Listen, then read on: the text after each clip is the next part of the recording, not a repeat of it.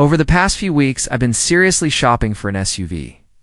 Not just browsing online, but actually test driving cars, comparing them back to back, and trying to figure out what would really make sense for everyday life. I've driven the Geely Galaxy L7, the Lynk Co 080 MP, and the Volvo XC90 Recharge T8, and even though I definitely can't afford it, I also included the Lotus Eletre as a reference point, just to see what's possible at the high end. In this video, I'm going to compare specs, talk about how these vehicles actually feel in the real world, and explain which SUV I would personally choose and why. To keep things fair, I'm comparing the highest trims available for each vehicle. I'd rather judge a car at its best than complain about its base model. I'm also cross-shopping sedans, 5-seat SUVs, and 7-seat SUVs. So comfort, technology, and range matter more to me than brand prestige alone. Let's start with price, because this immediately separates these cars into very different categories. The Geely Galaxy L7 comes in at around $25,000. The Lynk Co 08 MP is roughly $37,000.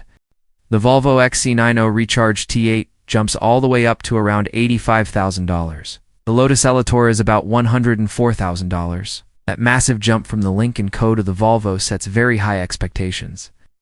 At that price, the XC90 really has to justify itself. Range was one of the biggest surprises for me during this comparison. The Galaxy L7 offers roughly 850 kilometers of range. The Lynk Co 08 MP stretches that to about 1,145 kilometers. The Volvo XC90 Recharge sits around 520 kilometers, and the Lotus Eletre comes in at about 650 kilometers. For daily driving, that difference matters more than people think. The fact that the XC90 costs significantly more while offering far less range was hard to ignore. Inside the cabin, all four vehicles come with leather seating, but the materials and overall feel are very different. The Volvo XC90 uses Nappa leather, and the Lotus Eletre uses vegan leather.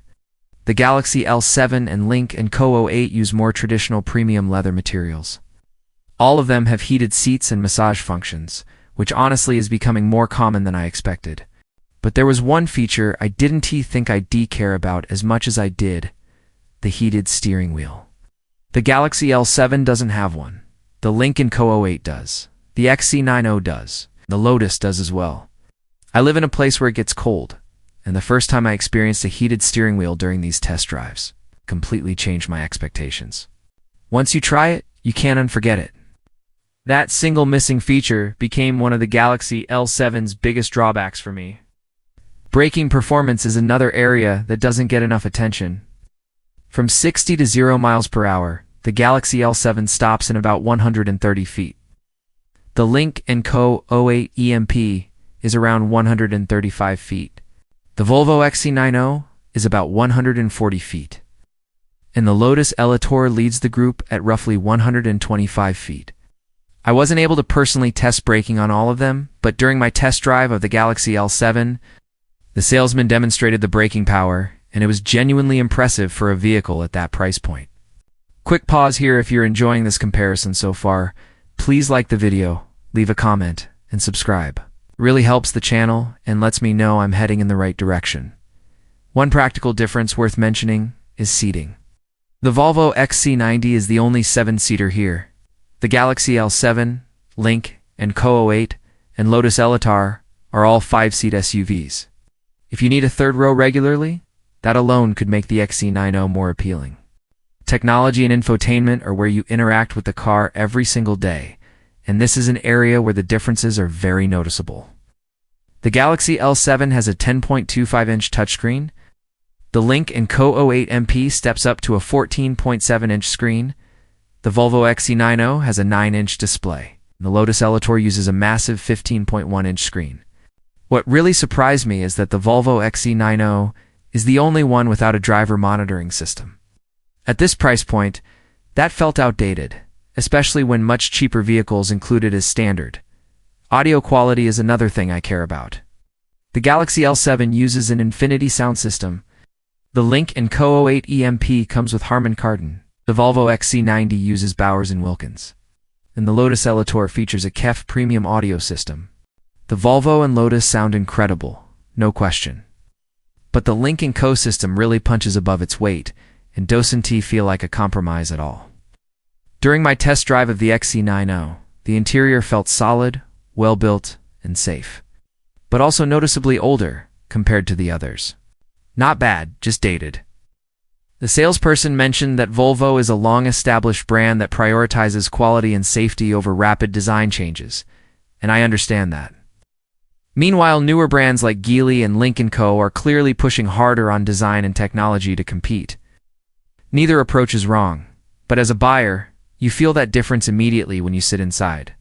When it came time to narrow things down, the Lotus was obviously unrealistic for my life and budget. The Volvo XC90, despite being a great vehicle, costs about $60,000 more than the Lynk Co, has less range, and lacks a driver monitoring system. That made it difficult for me to justify. For me, the decision came down to the Galaxy L7 and the Lynk Co 080 MP.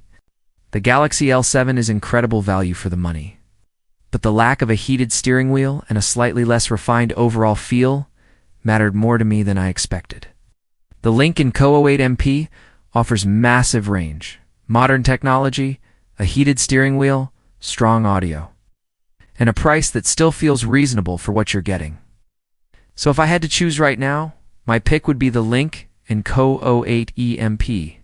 It strikes the best balance between price, range, comfort, and technology, and it's the SUV I'll be using as my benchmark moving forward. Just to address it quickly, I don't have driving footage of the Lotus. My wife is tired of coming with me to dealerships. My son was asleep, and honestly it felt awkward asking a salesman to film me driving a car he knew I was going to buy. Once the holidays are over and everything opens back up again, I'll be test driving Polestar and MG, so stay tuned for those videos. Let me know in the comments which one you'd choose, or if you think I missed something important. Thanks for watching, and I'll see you next. Please subscribe Iron Horse Garage.